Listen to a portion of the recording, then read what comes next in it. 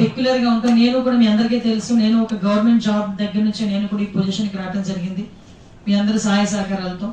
నేను అది ఒకటే కోరుకుంటున్నా, ఎక్కడా కూడా అవతల పార్టీకి సంబంధించి లాస్ట్ టైం ఉన్న 5 years కొంతమంది కొన్ని రకాలుగా వర్క్ చేశారు, కొంతమంది యాజ్ పర్ రూల్ వెళ్ళారు, కొంతమంది ఒత్తిడి భరించలేక పనిచేశారు, కొంతమంది ఒత్తిడి లేకపోయినా ప్యాషన్తో పనిచేశారు. నేను ఈ విషయం ఇలా మాట్లాడుతున్నానని వేరేలా అనుకోవద్దు. నేను ఎందుకు చెప్తున్నానంటే, నేను లాస్ట్ 5 years కూడా, అంటే బిఫోర్ 2014 to 19 కూడా నేను చూశాను, అతి దగ్గరగా చూశాను. నేను లెజిస్లేటివ్ కమిటీ చైర్మన్ గా కూడా నేను చాలా జిల్లాలు తిరిగా. అందువల్ల ఎంత మేరకు అడ్మినిస్ట్రేషన్ మీద నాకు గ్రిప్ ఉంది.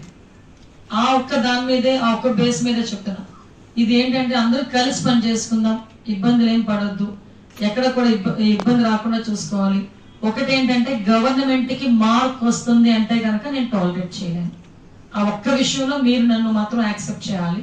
అదొక్కటే మీకు చెప్తున్నా. గవర్నమెంట్ కి ఎటువంటి చెడ్డ పేరు రాకుండా మన పని మనం చేసుకున్నంత వరకు ఎవ్వరికి ఇబ్బంది ఉండదు. ఆ విషయంలో మీరందరూ కూడా నన్ను యాక్సెప్ట్ చేస్తారని, నాతో కలిసి పని చేసుకుందామని అందరూ ఒకటే. ఇక్కడ నేను ఏదో మినిస్టర్ అవన్నీ కాదు, నాతో పాటు పనిచేస్తున్న ఇక్కడ చాలా మంది ఉన్నారు. మా డిఎల్పిఓ గారు కానీ మొత్తం చాలా మంది, ఇరిగేషన్ వాళ్ళు, ఆర్డబ్ల్యూఎస్ వాళ్ళు చాలా మంది ఉన్నారు.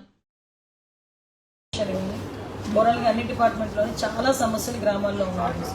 ఎందుకంటే మేము ప్రతి గ్రామం కూడా ఎలక్షన్ క్యాన్వాస్ అయిపోతుంది, చాలా మంది మా దగ్గరికి వస్తుంటారు. బట్ విషయం ఏంటంటే ఎంతవరకు మనకు పాసిబిలిటీ ఉంటుంది, చాలా హౌసింగ్ డిపార్ట్మెంట్లో కానీ చాలా ఇష్యూస్ గ్రామ లెవెల్లో ఉన్నాయి. ఆ గ్రామ లెవెల్లో ఉన్న ప్రతి ఇష్యూని కూడా రిజాల్వ్ చేయాల్సిన అవసరం అఫీషియల్స్ అందరి మీద ఉంది. మొత్తం కలెక్టర్ గారి దగ్గర నుంచి అందరూ కూడా ఇనిషియేషన్ తీసుకొని యాజ్ వెల్ యాజ్ పాసిబుల్ దాన్ని కూడా మనం స్టిమ్యులేట్ చేయాలి. దీనన్నిటికీ కూడా ఒకసారి ఒక రివ్యూ కార్యక్రమాన్ని ఏర్పాటు చేసుకొని, రివ్యూ కార్యక్రమాలు ఇవన్నీ కూడా కొంచెం డీటెయిల్గా ఇన్డెప్త్గా వెళ్ళి గ్రామంలో జరిగే ప్రతి ఇష్యూ గురించి కూడా మేము మాట్లాడడం జరుగుతుంది. ప్రతి ఎమ్మెల్యేస్ని కూడా, ఎమ్మెల్యేస్ అందరితో పాటు కూర్చొని ఎమ్మెల్యేస్ అందరూ వాళ్ళ తాలూకా ఒపీనియన్స్ కూడా తీసుకొని, ఇక్కడ ఉన్న ఎంపీ గారి ఒపీనియన్ కూడా తీసుకొని ఓవరాల్గా ఒక రివ్యూకు కూర్చుంటాం మేము అందరం కూడా. ఎందుకంటే ఈరోజు ఇప్పటికీ కూడా ఒకసారి ఇరిగేషన్ గురించి మాట్లాడాలనుకుంటే ఇరిగేషన్ అఫీషియల్స్ చాలా మట్టుకు ఈవెన్ వర్క్లు కూడా జరగదు. చాలా ఎగ్జాంపుల్ నా నియోజకవర్గమే కాదు, గ్రోయిన్స్ లేక వాటర్ అంతా సముద్రంలో కలిసిపోయి ఎక్కడ కూడా గ్రోయిన్స్ లేక ఇప్పటికీ కూడా ఇరిగేషన్కి సంబంధించి వ్యవసాయానికి నీరు లేక ఇబ్బంది పడుతున్నారు. ఉదయం వచ్చేటప్పుడు వ్యవసాయానికి సంబంధించిన విత్తనాలన్నీ వచ్చేసింది మేడం, మేము డిస్ట్రిబ్యూట్ చేస్తామని చెప్పారు. ఓకే, బాగానే ఉంది, కానీ వాటర్ ఎక్కడి నుంచి వచ్చింది? వాటర్ మనం ఎలా రిస్టోర్ చేసాం?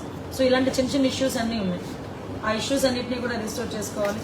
ఒకటేంటంటే ఫస్ట్ డే నుంచే మేమైతే చాలా క్లియర్గా అఫీషియల్స్ అందరితో పాటు కోఆపరేటివ్గా వెళ్దామనే ఉద్దేశంతోనే మేము ఉన్నాం. అదేవిధంగా అఫీషియల్స్ అందరూ కూడా మాతో కోఆపరేటివ్గా ఉండాలని కోరుకుంటున్నాం. ఇందులోని నేను ఒకటే కోరుకుంటానండి, అఫీషియల్స్కి రాజకీయాలు అవసరం లేదు, ఎట్టి పరిస్థితులు రాజకీయాలు అవసరం లేదు. కాబట్టి గవర్నమెంట్కి అనుగుణంగా మీ పని మీరు చేసుకుంటే అందరికీ కూడా ఇబ్బంది ఉండదు అన్నదైతే నా దృక్పథం. దాన్ని బేస్ చేసుకుని మేము అందరం కూడా ముందుకెళ్తాం. అట్ ద సేమ్ టైం చాలామంది పోలీస్ వ్యవస్థకు సంబంధించి కూడా మనం చూసుకుంటే గంజాయి స్మగ్లింగ్ అన్నది చాలా హెవీగా జరుగుతుంది. ముఖ్యంగా గంజాయి రాష్ట్రంలో ఎక్కడైనా దొరికింది అంటే దానికి మూలం ఎక్కడ దొరుకుతుంది అంటే మళ్ళీ మన విశాఖ జిల్లా వైపు వేరు చూపించే పరిస్థితి వచ్చింది. ఈరోజు అరకు పాడేరు నుంచి కానీ నర్సీపట్నం నుంచి కానీ గంజాయి అన్నది ఎక్కువగా రవాణా అవుతుంది అన్నది చాలా ఎక్కువగా జరుగుతుంది. సో దాని మీద మేజర్గా రేపు పొద్దున్న మేము బాధ్యతలు తీసుకున్న తర్వాత కూడా ఎస్పీ గారి దగ్గర నుంచి ఐజీలతో డిఐజీలతో అందరితో కూడా కూర్చొని దాని మీద ఒక స్పెషల్ డ్రైవ్ కూడా ఏర్పాటు చేసుకుని వాళ్ళకి ఒక టాస్క్ ఇచ్చి దాన్ని కూడా కంట్రోల్ చేసే పరిస్థితి తీసుకురావాలని మేము అనుకుంటున్నాం. అన్ని స్టిమ్యులేట్ అవుతాయి. కాకపోతే నేను ఒకటే కోరుకుంటున్నా, కొంత టైం ఇవ్వండి, బ్రీతింగ్ స్పేస్ ఇవ్వండి. అన్నీ కూడా ఒక 15 days to 1 month అన్నీ కూడా స్టిమ్యులేట్లోకి వస్తాయి డెఫినెట్గా. డిపార్ట్మెంట్ వాళ్ళు కూడా అందరూ కూడా సహకరించాలి. ఒకటి మాత్రం చెప్తున్నానండి, మళ్ళీ చెప్తున్నా, ఇంతకు ముందులాగా ఎవరో ఫోన్ చేస్తే కేసు పెట్టమండి, ఎవరో ఫోన్ చేస్తే కౌంటర్ కేసు పెట్టమండి, ఇవన్నీ వద్దు. చూద్దాం, అన్నీ కూడా స్టిమ్యులేట్ చేసుకొని ఒకటి జాగ్రత్తగా చేసుకుందాం. దానికి పత్రికా విలేకరులుగా మీరు కానీ ఎవరైనా అందరూ కూడా సహకరించండి. మీకు కూడా ఒకటి చెప్తున్నా, ఎక్కడో ఏదో సోషల్ మీడియాలో 1,00,000 రాస్తుంటాడు. నేను సీఎం రమేష్ గారు కూడా అదే చెప్పారు, 1,00,000 రాస్తుంటారు సోషల్ మీడియాలో. అవన్నీ నిజం అనుకుని మీరు మాత్రం పేపర్లో అయిపోయింది. ఒకసారి మమ్మల్ని ఒకసారి చెక్ చేసుకోండి, రీచెక్ చేసుకోండి ఒకసారి.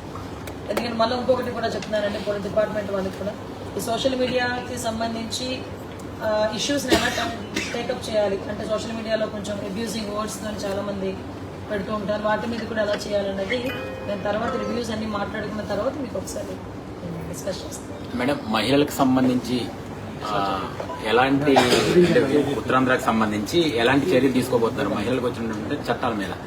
యాక్చువల్గా దిశ చట్టం అని చెప్పారు. ఆ దిశ చట్టం అసలు చట్టమే లేదన్న సంగతి లాస్ట్ డీజీపీ కూడా మనకు చెప్పడం జరిగింది. హోమ్ మినిస్టర్ కూడా లాస్ట్ లో ఒప్పుకున్నారు, ఆవిడ కూడా ఒప్పుకున్నారు. దిశ అన్నది చట్టబద్ధత కల్పించలేదు అని. నేను మొన్న రీసెంట్ గా నేను ఎంక్వైరీ చేసుకుంటే అది కూడా పార్లమెంట్ లెవెల్లో ఉండి అది బ్యాక్ వచ్చేసింది ఢిల్లీ లెవెల్ నుంచి అని చెప్పారు. దాన్ని ఏ విధంగా చేయొచ్చా చేయకూడదు, అందులో అంటే 5 సంవత్సరాలు అది చేయడం అవ్వలేదు అనుకుంటే దాని టెక్నికల్ గా ఎక్కడో ఒక ఇష్యూ ఉండే ఉంటుంది. ఆ ఇష్యూని రిజాల్వ్ చేయడం అవుతుందా లేదా అన్నది ఒకటైతే ఇప్పటికీ కూడా డెఫినెట్ గా వర్క్ చేయాలి అనుకుంటే పోక్సో యాక్ట్ కానీ నిర్భయ యాక్ట్ కానీ ఇలాంటి యాక్ట్స్ ఉన్నాయి. అంతకన్నా దిశ యాక్ట్ కన్నా ఇంకా పవర్ఫుల్ యాక్ట్ నిర్భయ యాక్ట్ నాకు తెలిసి అలాంటివి కూడా ఉన్నాయి. భయం ఒకటి మాత్రం చాలా క్లారిటీగా క్లియర్ గా చెప్తున్నామండి, రాబోయే కాలంలో మహిళల మీద అఘాయిత్యాలు చేయాలన్నా మహిళల మీద తప్పుగా చూడాలన్నా కూడా భయపడే సిచ్యువేషన్స్ క్రియేట్ చేయాలి. క్రియేట్ చేయడానికి డిపార్ట్మెంట్ వాళ్ళు కూడా మాకు సహకరించాలి. డిపార్ట్మెంట్ వాళ్ళతో పాటు ప్రజలు కూడా సహకరించాలి. ఎందుకంటే ఎవడో ఏదో చేస్తాడు మళ్ళీ మా దగ్గరికి వచ్చి రికమెండ్ చేస్తారు. సో అలాంటి సిచ్యువేషన్స్ రాకుండా ప్రజలు సహకరించాలి, డిపార్ట్మెంట్ సహకరించాలి. డెఫినెట్ గా మహిళల భద్రత విషయంలో పెద్దపీట వేస్తుంది. ఒకటి మాత్రం క్లియర్ గా చెప్పగలను, చంద్రబాబు నాయుడు గారు సీఎం గా ఉన్నారు అంటేనే ఆటోమేటిక్ గా లా అండ్ ఆర్డర్ చేతిలోకి వచ్చినట్టే. క్రైమ్ కూడా తగ్గిద్ది. నేనైతే ఘంటాబద్ధంగా చెప్పగలను. వీలైతే ఛాలెంజ్ అనుకోండి, మళ్ళా క్రైమ్ రిపోర్ట్ ఇప్పుడు నేషనల్ క్రైమ్ రిపోర్ట్ ఇప్పుడు ఎంతవరకు ఉందో దానికి ఇంకా తగ్గుతుందే తప్పించి ఎట్టి పరిస్థితులు ఉంటుంది చంద్రబాబు నాయుడు గారు. లాస్ట్ టైం చూసుకుంటే క్రైమ్ రిపోర్ట్స్ మేము అందరూ నేషనల్ క్రైమ్ రిపోర్ట్స్ చూసుకున్నా కూడా మహిళలు మిస్సింగ్ కేసు నాకు మొన్న నేను ఇంకా జస్ట్ ప్రమాణ స్వీకారం చేసి నాకు అలాట్ చేశారు అంతే, హోమ్ డిపార్ట్మెంట్ అలాట్ చేశారు. చాలా ఫోన్లు వచ్చినాయి నాకు, మెసేజ్లు. నిజంగా నేను ఆ వాట్సాప్ చూస్తే కనుక ఒకసారి కూర్చొని మొత్తం చూడాలి. బేసికల్గా ఒక అతను యుఎస్ లో ఉంటాడు, వాళ్ళ అమ్మాయి తప్పిపోయింది వైజాగ్ లో, కేసు పెట్టాము, ఈ రోజు వరకు కేసు మాకు ఫైల్ చేయలేదు అని చెప్పారు. అంటే మే 14th సంథింగ్ ఎప్పుడు అమ్మాయి మిస్ అయిందని చెప్పి డేట్ కూడా చెప్పారు. అంటే అలాంటి కేసులు అతను ఒక మాట అన్నాడు నాతో, మా అమ్మాయి బతికిందో చనిపోయిందో మాకు తెలియదండి, కానీ మా అమ్మాయి పరిస్థితి వేరే అమ్మాయికి రాకూడదు, కొంచెం దాని మీద యాక్షన్ తీసుకోండి మేడం అని చెప్పి తను అక్కడ నుంచి నాకు ఫోన్ చేశారు. సో నేను ఒకసారి రేపు మళ్ళీ తర్వాత కూడా కేసు డీటెయిల్స్ కూడా ఇచ్చేవి, నేను డెఫినెట్ గా అక్కడ సిపి గారితో ఒకసారి మాట్లాడతాను. అంటే ఇలాంటి సిచ్యువేషన్స్ ఉన్నాయని చెప్పడానికి ఒక ఎగ్జాంపుల్ చెప్తాను. సో డెఫినెట్ గా మేము దాని మీద చర్యలు తీసుకుంటాం. 30,000 మంది డెఫినెట్ గా ఉంటుందండి. ఎందుకంటే కొన్ని సందర్భాల్లో చాలా కేసులు ఈ రోజు వరకు కూడా మూతపడిపోయినాయి. అంటే పొలిటికల్ ప్రెషర్ అవనండి, వాట్ ఎవర్ ఇట్ మేబీ, చాలా కేసులు ఇప్పటి వరకు కూడా మూతపడిపోయినాయి. 30,000 మంది అంటే ఏదో వేగ్గా చెప్పడం కాదండి. నేను నేషనల్ క్రైమ్ రిపోర్ట్ చదివిన తర్వాతనే నేను కూడా ఆ రోజు కూడా ప్రెస్ మీట్ పెట్టడం జరిగింది. కొంతమేరకు మిస్సింగ్ కేసులు అయితే చాలా ఎక్కువగా జరిగినాయి, అఘాయిత్యాలు జరిగినాయి. ఓవరాల్ గా ఒక రోజుకి 8 సంఘటనలు జరిగేటట్టుగా యావరేజ్ కూడా జరిగింది. సో అవన్నీ కూడా తగ్గుతాయని నేను అన్ను, తగ్గాలి అంటున్నానంటే 80% తగ్గాలని.